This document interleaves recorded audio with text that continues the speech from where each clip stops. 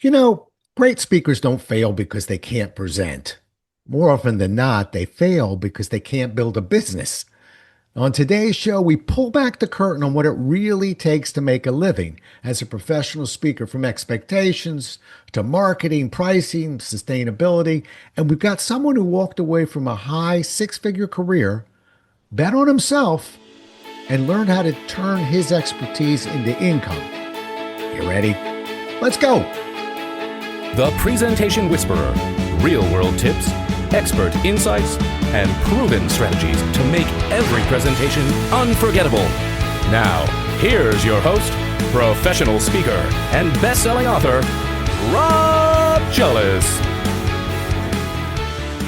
Today's guest, Chris Johnson, went from director of health and fitness at a Michigan health club to become a professional speaker. He jumped in and promptly saw his salary cut in half his first year and then take off. He is a master of transitions as he has moved 90% of his revenue to online sales. And I'm going to let him take it from here because he'll do a much better job than me. So, Chris, the floor is yours. Tell us about your journey.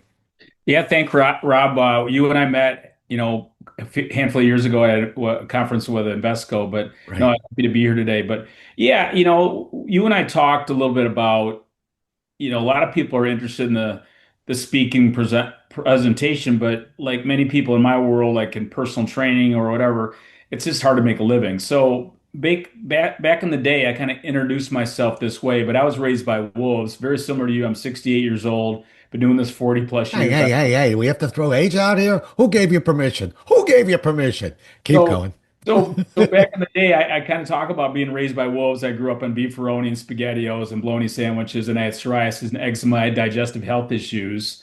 Because I want the audience to know that I'm not bulletproof. I have all these challenges back in the day. I worked at Frito-Lay, I worked at Butternut Bread, I was in the grocery stores for 8 years. But then over time, I decided this is not what I want to do, and I went back to grad school, got into exercise physiology, and worked at one of the largest health clubs in the world, the Michigan Athletic Club. And had one of the largest personal training programs in the world. And I started speaking to members. That led into corporations. And as you mentioned, I left this very high paying job back in the early 2000s to really decide that, you know what, I want to go do this. And again, I learned along the way, like I had a lot of reps speaking, but eventually I had to decide that, hey, babe, I'm telling my wife, been married 43 years. I want to go do this full time. So I hired a branding specialist, Dick Brusso from NSA, and I learned a little bit about, okay, how do I start this journey? So I developed my business. I opened in 2006 called On Target Living based on our food target. And then in 2007, as you mentioned, I went out. And I went out and basically my salary was cut in half, but I kind of led into that. I wasn't like I just jumped in. I kind of slowly did that. I was still doing some personal training on the side, but I quit my full-time management position and I left. And so that was the beginning. And then I slowly started speaking more and more and getting reps. And then eventually, the business started to take off and going into this full time. So that's really the speaking world for me is how it all began. Yeah. And I'm 31 shows in now, and I haven't talked about money yet. Why do you think money is such a taboo subject in the speaking business? Well, I think there's a lot of comparisons. And so, Mhm. and I think you go to NSA and I'm CSP and I've been in that world and I think it's great to learn. But that's one subject I always thought that nobody wants to talk about because Right. it's a lot of comparison. You get paid this and I get paid that. But what's really real, and I tell this with personal trainers, most personal trainers don't stay in the world very long because they can't make a living. And it's no different than speakers. They might have a great message, but they didn't really know how to build their business. Yeah. Yeah. It's incredible. We were talking about this before we went on the air here, and just how when you're really doing your job, when you're on the stage, you got the mic around your neck and you're, you know, jumping and moving. That's the glamorous part that everybody sees. They don't see us sitting around waiting for delayed flights, canceled reservations, missed birthday parties. They don't see that part. But and yet it certainly looks glamorous. When you hear somebody says to you, I want to be a professional speaker, what do you think, where do you think their expectations are that aren't lining up with reality?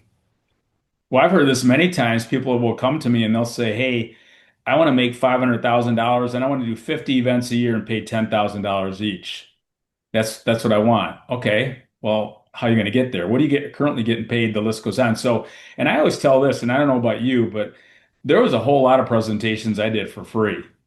And so are you willing to do a lot of stuff for free to build your and I remember I'm at this executive coaching conference and this woman invited me to come to it and I wasn't a coach at the time, but I wanted, she said, "Come on." So I went there and then you pick somebody out of the audience and you had to say what would be a crazy number you would charge for coaching, or in my world, it was speaking. And I remember this at the time. I'm charging $500 a talk, speaking around our community. And I thought if I could make $5,000 a presentation, that'd be unbelievable. So at the beginning, I had to change my belief, like what is possible. And as time went on, I realized, okay, if I turn this into a business, what do you charge?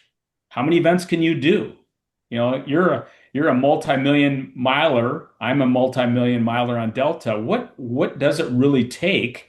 And in the world I was in at the time, my kids were out of the house, so it was a perfect timing for me. I didn't have the little kids at home. I look at my son and my daughter are both in our business now, and they can't be on the road like, I mean, they can, but they choose not to. So anyway, so that's what I think a lot of times people think that, hey, I want to be like Rob or I want to be like whoever up on stage and making this much money, picked up in the car, fancy hotel. That could be part of the equation, but that's not how you get there. No. And to answer your question, I rarely, unless it's a charity, did or do presentations free. But I negotiate and I bundle, and I think that's a part of the piece that some people miss, which is, listen, if you want me to come out to Topeka and speak, this is what it's going to be. Uh, but just because you don't want it to be that doesn't necessarily make me change my rates. I'm almost like an artist. What do I tell the other people who bought these paintings? But give me a Right. reason to negotiate. In other words, throw three at me. Now we have a reason to negotiate. Maybe we tie in some virtual coaching sessions or do a little bit of consulting work on the side. I'm almost begging my client, I'd love to be able to drop this right a little bit for you. Just give me a reason to do it other than you'd like to. And that's the tricky part. There's a lot of negotiation involved. Well, I think that's gold, what you just said there. At the beginning, as a presenter, most of the people listening to you or watching your Whisper podcast are more of seasoned. So, but at the same time, how do you begin? You begin any way you can. You're hungry, you'll do whatever. As time goes on, it's not negotiable anymore. It's negotiable about how you maybe deliver. I might give you this and this, and you want to bundle whatever. But it's an interesting as you want to start building your business, you have to kind of stick to this is my value. And if they're not valuing it, probably not a good client anyway. So you're exactly right. I will negotiate with them, but I'm not gonna go out. I'm out of Michigan, you're out of, I think, Maryland. Yeah, Wherever you are, I'm not gonna go to the other side of the country for X. It's not gonna happen. right. As you dig your heels in a little bit more, then they're gonna say, well, wait a minute. But I gotta tell you, I'm gonna guarantee you're gonna get great evaluations. You're gonna get great feedback. I'm gonna come early. I'm gonna stay late. It's not just in and out. That's the value you're basically throwing at them. Yeah. As a sales trainer, and no one's ever taken me up on this, Pat. When they had clients push back, I've said, listen, how about we do this? Don't pay me a penny. Just pick up my travel. But I want a percentage of the income that these guys start and these men and women make after I do the program. I'll take 5%. That way you don't have to pay me anything. I'll No, just bet on me today. I'm And gonna I've never had a taker. nope. Why would they? There's no way they're gonna lose. So Shh, so so shh, shh. that's exactly right. And Yeah, again, in our stages in our careers, I want to work with people who want to work with me. I'm not selling you anything. right. You've already seen me. That's how. And again, I love what you say before in some of your podcasts that you're always selling from stage. Right. You don't have to sell on stage what most people think about, but they want that. I was at an MIT conference, and here I am, this exercise health guy. Why would you want to bring me to the top CFO conference in the world, top 400? And this guy from UBS brought me in, and he just says, I got to tell you, this guy's going to light up the room, and he's going to get people to think about capacity, and the greatest value in any organization is people, and the greatest asset of people is their health. Right. This is what this guy's going to talk about, and he's going to do it in 30 minutes. Out of that presentation, I had so much stinking business from these Fortune 500 companies, and it really hit me. I wasn't selling anything. I was selling what you talk about is the value of this content, and they value their people. Then what are they doing for their people? That's my kind of my hook. Yeah. And so right away, the audience didn't guess like, oh, this guy's going to tell me what to eat or not to eat or how to exercise. He's bringing it right front and center. You talk a lot about this. Is like, what's my value proposition to my audience? Not about me. What about the audience? And instantly, I had the room. I came out and said, we're going to talk about intentional rest today. Right. You could Right. hear Right. And when we met in front of a sales team. So here's a right. guy, Chris, who's Right. not telling them how to sell. This is I'm not going over objection handling today. I'm going to tell you how to keep your eyes open at 3 o'clock in the afternoon and be sharp for that client. Right. And that's, I think, where we came in. And I can tell you right now, in the early 90s, value added was defined as Knicks tickets on the floor. Right. That's how I'm Right. going to add value. And a new wave of professional speakers and concepts came through that said, no, we're actually going to help you with your business. We're going to make you more successful. That's the value we plan on offering. So when you just said, selling on stage, I just want to be clear with people because ironically, I don't sell books on stage. I won't Oh, sell them off stage. I'm no. not here to hawk books and Right. trinkets and Right. tuna sandwiches. I'm here to make you more successful. And Right. when we do that and keep our focus there, like you said, you've got prospects out in that audience. They just don't have signs on their head. That's all. Just take care of what you can take care of. And that's the value you're driving. And one of the things I was thinking about talking to you today, I think one Hmm. thing as speakers, you have to be ready. I remember at the beginning of my career, I wanted to get into some of these big groups. And I remember having a coach, and he said, "You're not ready.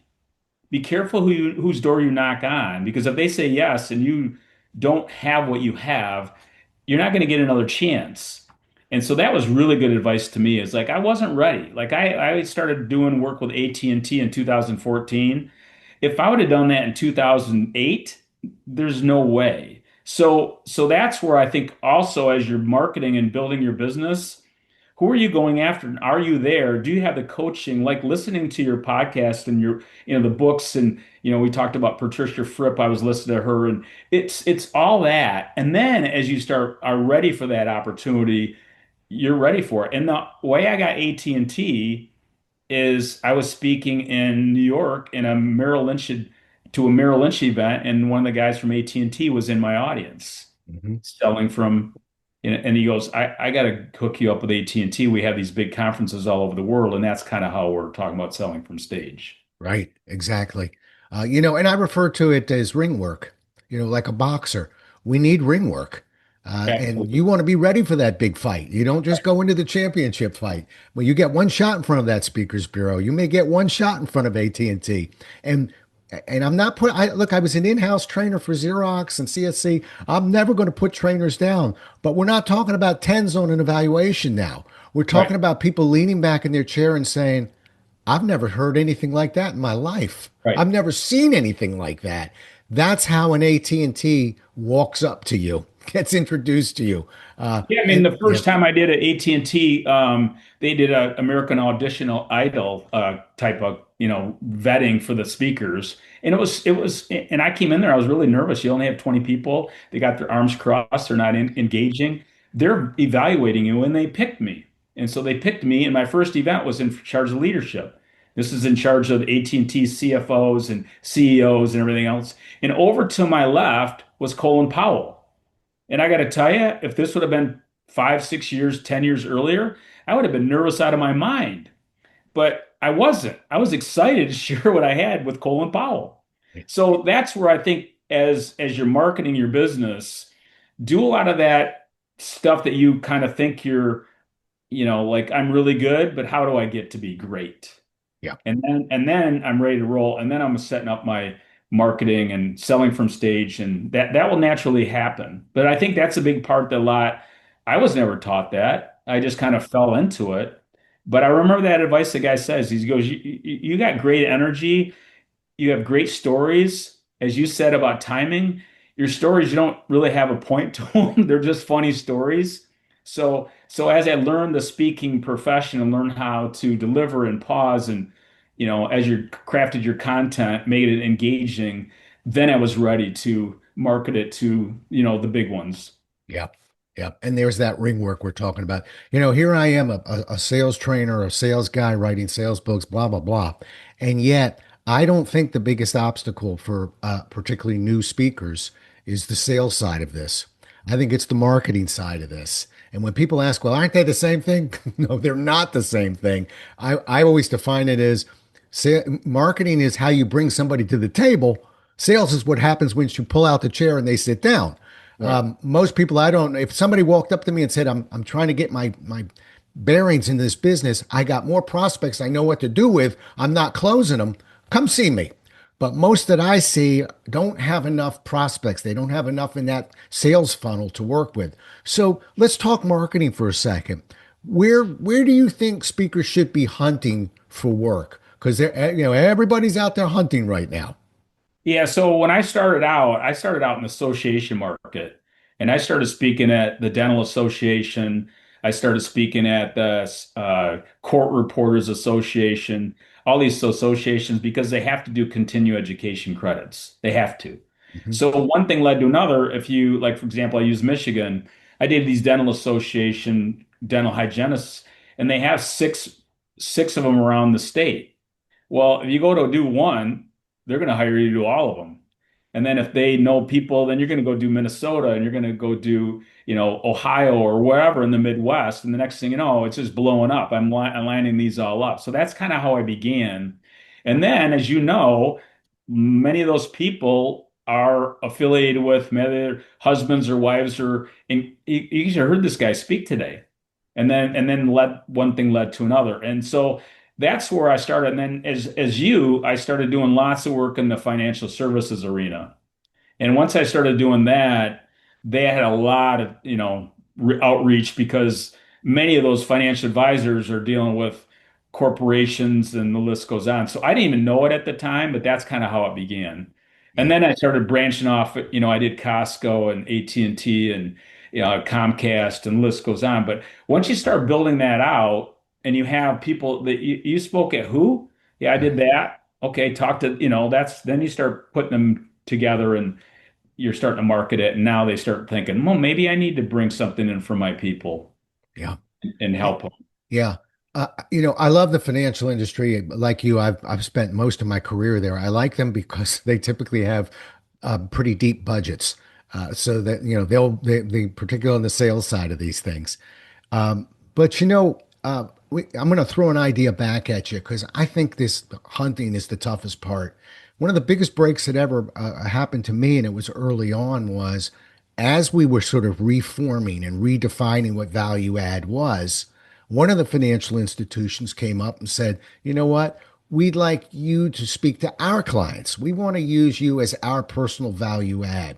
And it doesn't have to be the financial industry. What I'm suggesting that people consider, it's not going to be easy, but it's the unicorn. If you can find it, it's really going to pay dividends. Yes. Is Yeah. a company that you not only work with, but that works with other companies and are trying to get them to work with them and see if there's an opportunity where you might be a value add opportunity for them. It's like a love triangle. Everybody's happy in that triangle. Well, I think you're hitting it right there. So now your marketing arm is different. Like I'll use, for example, financial services. A big part of where we began is fund managers. And so the nationwides of the world, Columbia Threadneedles, all of those, we got really amazing relationships. Oh, by the way, we did the big wirehouses. And so then they knew, like, hey, can I bring this guy in? yeah, I wanted him to be part of that co-sponsorship. And then we do a lot of client events for the wirehouses like a Merrill Lynch or Morgan Stanley or Raymond James or whatever. And so now they want to they see me at this national sales conference or whatever it is.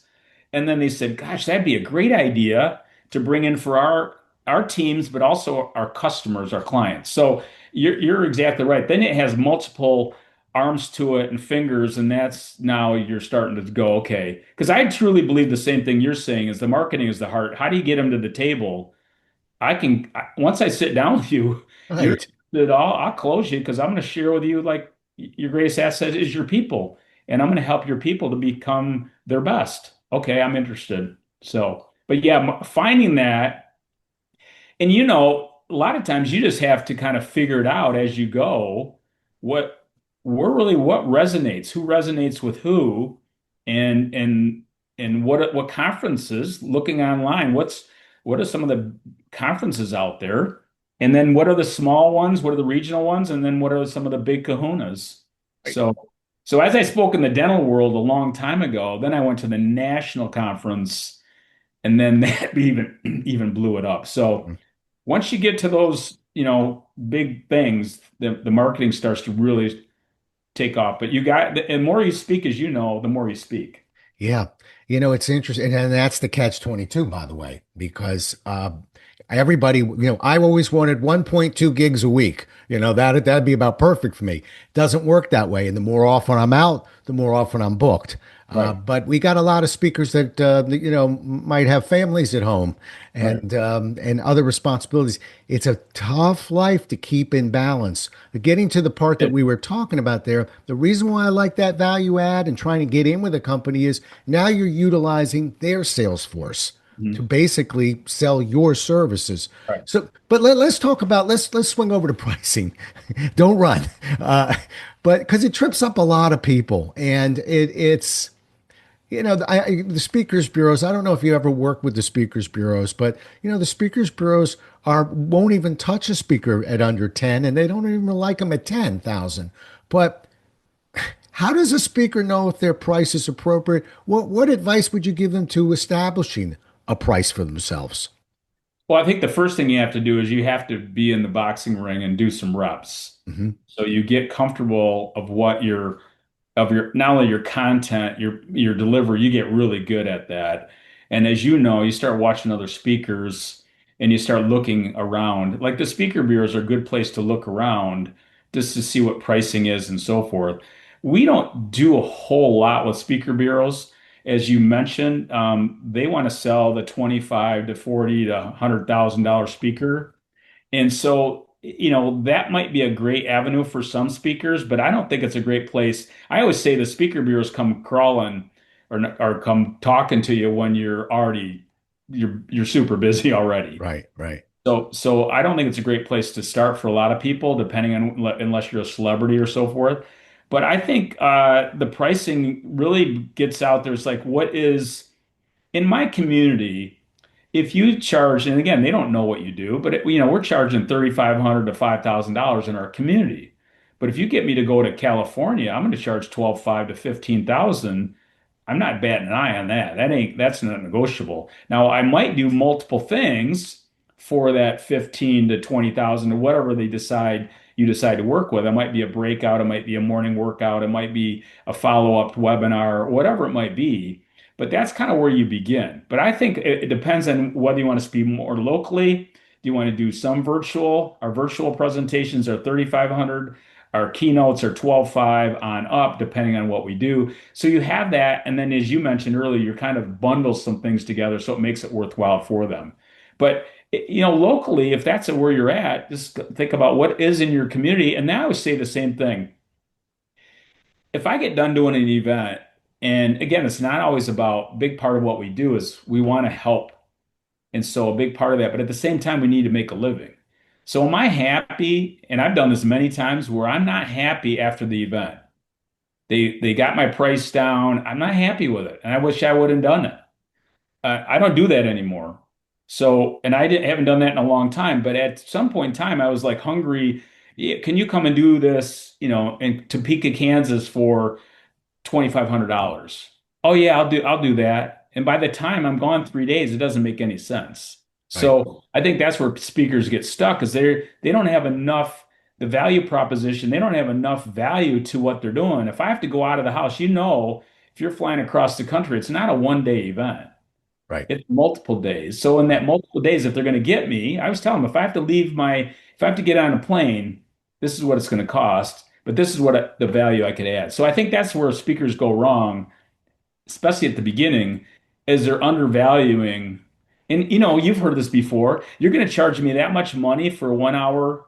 It's not 1 hour. It's 23 years. It's 40 years. It's this.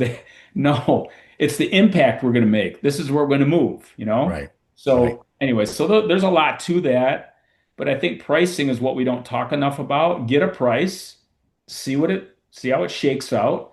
But if you have to leave on a plane, then it's going to be you need to have a price it makes sense. Right. Well, first, yeah, we're different in a few ways. This is interesting to me. First of all, for me, I don't change my price based on how far I'm flying. No, I Uh, don't either. I don't okay. choose that. So, I'm all just right. saying if I do Yeah. get on a plane. All right. So, oh, but if you mean if you can drive it, it's one price. If you No, fly it, it's no, another. no, no. I'm just saying I'm making that point is that if I have to go, if it's, a block away from my house, that probably is going to be a Sure. different price. Sure. Okay, I got you. Okay. And I think I remember I was selling a house one time and we set a price and the realtor kept saying the same thing. Very good realtor, by the way. Kept saying that we don't really have to be all that concerned because the market is going to speak. The market will tell us what this house is worth. So you can put that price wherever you want. Sure. We'll figure the market will answer. And I Right. think that's the point you're making. I just want to Yep. reinforce it Yep. that love the idea of maybe benchmarking. In other words, let's find somebody that looks a lot like Chris, okay? Kind of in that space, roughly, just so we have an idea where we're going to start that number. And we go from there, but it's tough. Pricing does trip up a lot of people, and one of the things I tell people who are early on is you almost have to practice in a mirror. And I don't do a whole lot of mirror stuff. I don't believe in giving presentations to a mirror. I think that's the biggest nonsense. Mirrors don't ask questions, they don't talk. Forget that. But where a mirror is good is when somebody asks you what your price is, you can't say hamana, hamana, hamana, hamana. You got to be able to roll that number right out. 12.5 for one day, 16.2 for the second day, 1.5 for virtual. Just you have to practice those numbers and say them like you mean it because if there's some shake in your voice, uh, that's going to cost you money. Well, I can't say that enough because I've done that. I made that mistake. So as time goes on, you have to have some parameters because you're going to have other customers and they do talk. And so this is what it is. But this is the value I'm going to bring. Now, if you want to bundle it, like we had an event, not too long ago, they wanted to bundle 10 events. Okay, yeah, 10 events. Let's talk about that. This is your Right. price. We'll bundle this price. But you're right. You need to have that. This is what we charge. You're not negotiating. You can negotiate how we bundle it, but we're not really not negotiating the price. Right. And let's we're coming down the home stretch, but I want people to hear this because I want to get it clear. Once you set a price, you can be mad at you. You can be, but never be mad at the client. Don't be mad at, don't, it's just you. I've done the same thing. I've gone, this mythical Topeka's on the map today, but I've gone to mythical Topeka for X number Right. and the job was a little bit more, and I'm a little bit annoyed, but never at my client. I don't care. Once we have a number, whether it's $100 It or doesn't matter. $50,000, you're Right. getting everything Chris and Rob have in the tank. That number's completely irrelevant to us. Yeah. And the only person I might be annoyed at will be me on the flight home going, let's not do that again. Not Yeah, for and that. you learn. I've done events, you've done events where the price probably wasn't exactly what you wanted, and you did such a great job that they call you in 5 years and they want you to come back, and now they know the value, and there's just is what it is. So, Yeah. yeah, I think we've all done that. I think we all will do that, but at some point in time, not don't bat an eye. This is what it is. This is the value I bring. And I always say too. you'll be talking to me for the next 5 to 10 years. Right. Because if you send, and I give my email out, I do all sorts of crazy stuff, but you will not be disappointed that I didn't follow up. And one last thing about pricing, you've been in the same stages with certain presenters. You kind of know what they charge. And then, as you mentioned before, your evaluations come back and your evaluations are much better. And I've had that with different organizations. They share with me the evaluations, and I know what the other presenters got. They probably shouldn't have shared it with me. And those presenters are making more. And then it really creates that, okay, if they're charging that, I'm not saying we need to charge the same, but we're in the ballpark. And we're in the ballpark that we probably should probably up our fees. But the Yeah. market will tell you. The market Yeah. will tell you. Let's one more thing on pricing, and I'll bring this in for a landing. And I may be answering my question because I'm not sure if you do this, but we're talking keynotes, keynotes, bang, there's your flat fee, there's your number. Okay. Yes, if you want me around, we'll bundle something together. But do you do workshops, half day, full day workshops, where we typically have a much smaller crowd? And now we're tasting those nutritional products of yours. Yes. Okay. Uh, do you do workshops to you?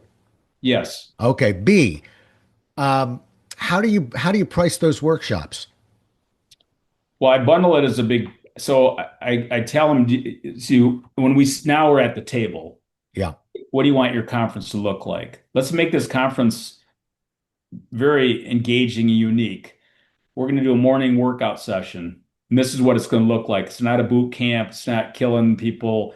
This is what we're talking about. Restorative movements, they're in. We're also going to do a beverage bar. So we do beverage bars. We help them design snacking. So we also will do the keynote and we do put me at the beginning of your conference because I'm going to get them all jacked up. But then I'm going to be around and we're going to do a breakout session the next day. We're going to do two of them, and every one of them they're always just completely packed because now they know what they're going to get. So that's kind of what, and then they pare it down or tell me what that looks like. Got it. And Yep. so, and I'll give them examples of what we've done with other groups, and they're like, okay, I want that. What is that price? So now we just start going, okay, this is, now you got the big kahuna. And they also do retreats. So retreats now, I'm coming to you, or I'm coming.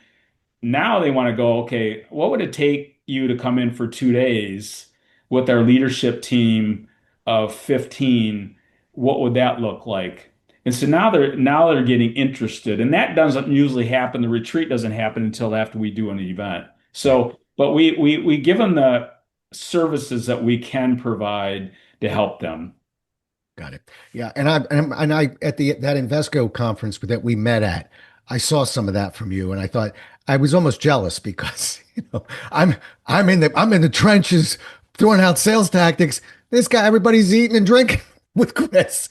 They're snacking, they're drinking, they're socializing. There was a lot of fun going on at your area, and I wasn't jealous, but I was thinking, ooh, that's a nice touch there.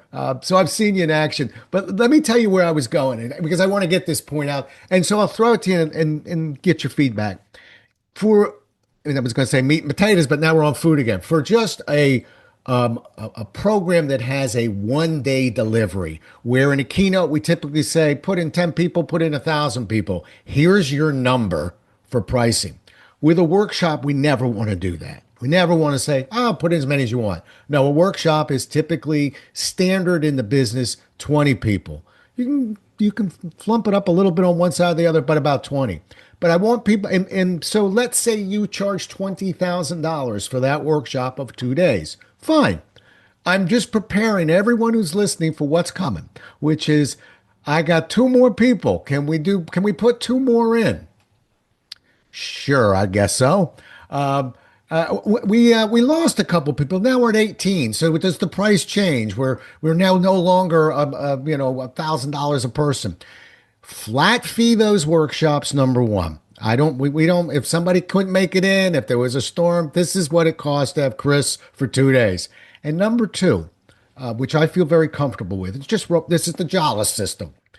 I'm sharing it with you today. If I get 22, it's just a per head count over 20. So if it's a $20,000 workshop, It's $22,000 if somebody wants to put 22 people in. It's not personal. You don't have to get upset because you're going to be kicking yourself when you've got 28 people in there and you've been paid for a 1 day workshop. Now you got 30 people in there. That's a workshop and a half, really.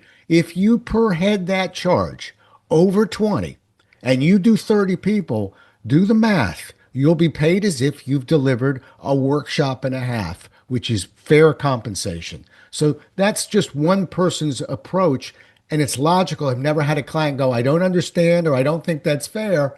I'm giving him the least expensive per head charge. That's all we'll do from then on top of it. Yeah, again, I think you start learning that when you start you're looking at your business, but you want to have an outline. I always start like what, reverse engineer. What do you want it to look like? Right, At the end of your year, we look at vision and how much do we want revenue do we want to bring in from speaking?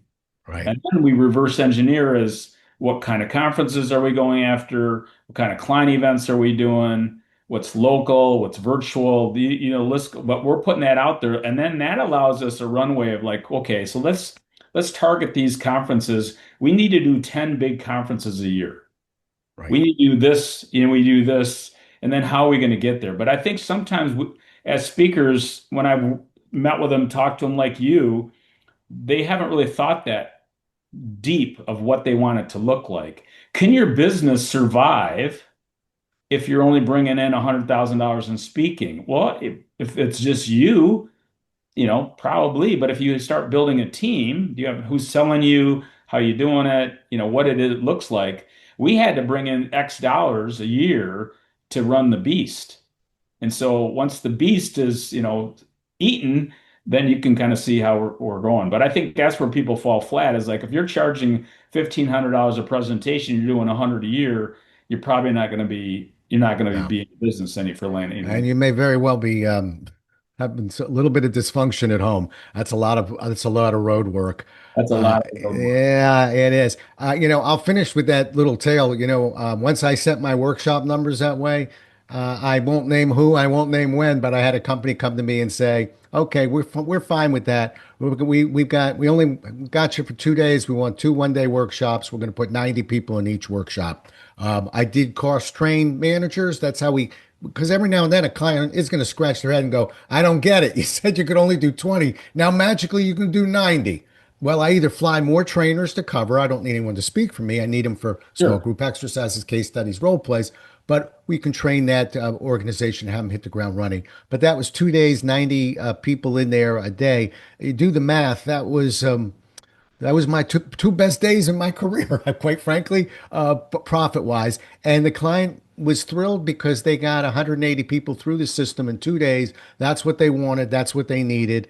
And they had a fair, rational way of seeing how I arrived at the number of how we were going to do that. Well, plus it's gold for them and you because they're all getting there to that spot. Right. So why would again, if you're not selling it that way, since they're all coming here, I could do X, and Hmm. that's what it could look like. So Yep. sometimes you have to kind of open their eyes up, like, oh, you do a morning exercise session? Yeah, and by the way, I do an afternoon restore session. What's that look like? Right. Well, after everybody's exhausted from a session before they go to do cocktails and, dinner or whatever, I'm going to do a restore session at 4:30 to make basically 45 minutes and I'm going to relax them. I'm going Right. to have them work on their breath work. And I got to tell you, it's always the most highly rated of all our sessions. But if you don't throw that out there, like you're saying, I'm going to do this workshop, they're all there. It's your best day of your career. That's now I'm so excited because I'm not only making a huge impact, but it's good business for you and it's good business for them. It's a Right. win-win. Now I have That's a the idea. template to move Yeah. forward. Yeah. And that's the big point I wanted to make on pricing. Make it logical. Have a client look at it and go, that makes sense. And so we have to sort of practice that along. All right. I've kept you too long. Let's finish with one last question for you. Someone listening right now wants to grow or survive in this business and they've heard a bunch of ideas. What's What's one business move you think they should focus on first? It's tough because it's like throwing a party. Do we do the music? Do we do the lighting? Do we do the food? I know where I'm going, but what would you have them focus on first?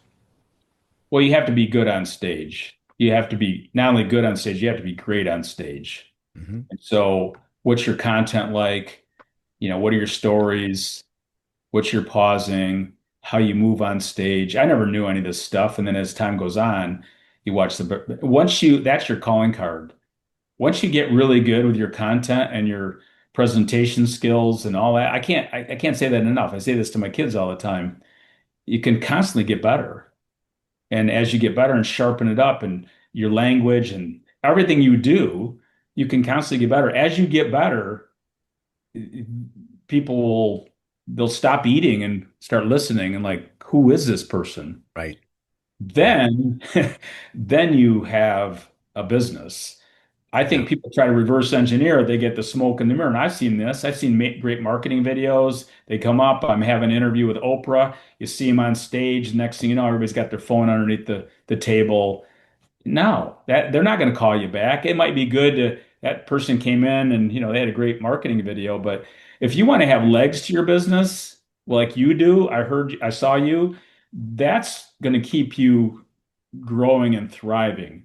Because I think a lot of speakers can do okay for a year or two. Can they have a 10-year, 15-year, you know, 30-year 33 years, Chris, 33 years. Right. years. So to me, I look at that, I'm like, I just did an event in December and they're like, how old are you? I'm like, I'm 68. And man, you got a lot of energy. I want what you want. So, but that took a long time, but that's where I would begin. I Got it. begin with you and your content and your delivery. And from there, you can start marketing it and pricing it. And Yeah, I tend to agree with you. We can always get better. Got to work on those delivery. Got to make people, it's got to be have that wow factor.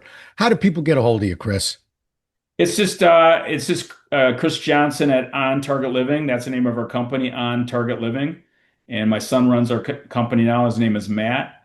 And my daughter Kristen, they're twins, and she's one of our presenters. So that's our business. And what will know is that we'll respond to you. You can actually talk to somebody on our team. So that which is always fun. Yeah, I listen. I've seen this guy in action. He's the real deal. By really, you sharpened me up during that meeting, as I recall. I was thinking, boy, I gotta make sure I'm bringing the big guns today. Pleasure having you on. Chris and I met some years ago. We did a podcast together, probably about 3 or 4 years ago. But it's great to have you on the show. Just thrilled to hear from you, and I'm always learning from you, and I appreciate it, Chris. Thank you. We'll keep changing lives, my friend. You're doing great. Thank you. Thank you. Well, we'll do it again as well as we can next time, everybody. Until then, stay safe. Thanks so much for listening. If you enjoyed today's show, please follow, rate, and review on Apple, Spotify, or wherever you listen.